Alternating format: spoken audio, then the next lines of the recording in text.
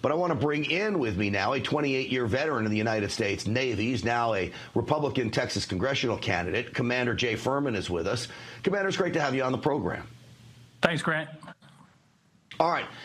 What do you make of what is happening in the Indian Ocean? Let's start there with moving these B-2 bombers into Diego Garcia Air Base. Very simply, we're putting Iran's queen in check.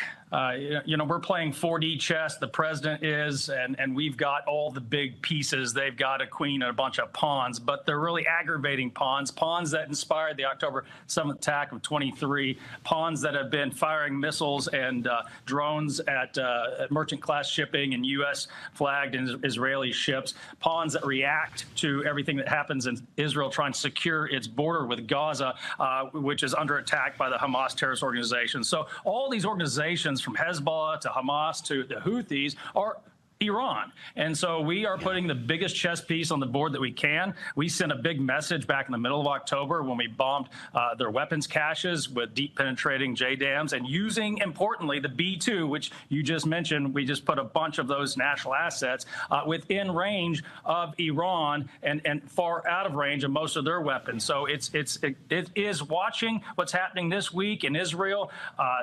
Hamas pulled back from negotiations, and Israel started marching into Gaza again. And, quite understandably, because there's 59 hostages still there. They've crossed the red line with Trump. And now this is just a big chess game with Iran.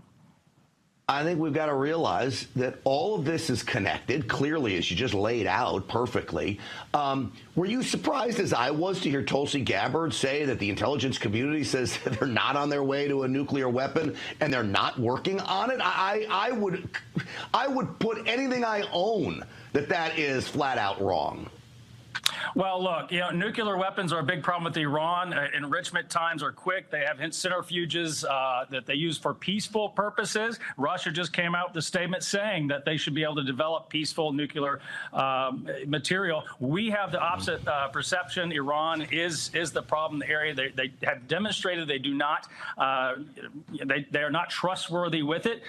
This happened last time. I was sitting in the Middle East looking at Iran in 2019. And it wasn't until President Trump decisively took out General Soleimani before they pulled back another escalation that, again, they propagated. So this advances their global jihad and their desire to spread Islam and to aggravate. Iran has to cause chaos to then enact their prophetic plan. Real quick, before I let you go, do you agree with me that if the United States goes in there and bombs the bejesus out of Iran, I don't think it leads to World War III? I think there may be some blustery statements from Russia and China, but I don't think they do anything. Look, Grant, Iran is a nice bulldog for Russia and for China, just like North Korea has so often been, to keep us distracted and to keep us tied up with other major movements in Ukraine or in towards Taiwan. And so, make no mistake, if we move that big chess piece in that direction, we can expect them to move in the gap that when we're thinking of other things. So, no, I don't think it causes World War III, but I definitely think we'll see worldwide tensions increase. Yeah, that's for sure. Commander Jay Furman, I appreciate you coming on tonight. I know you got a congressional race as well. Good luck on that. Thank you. Thank you, sir.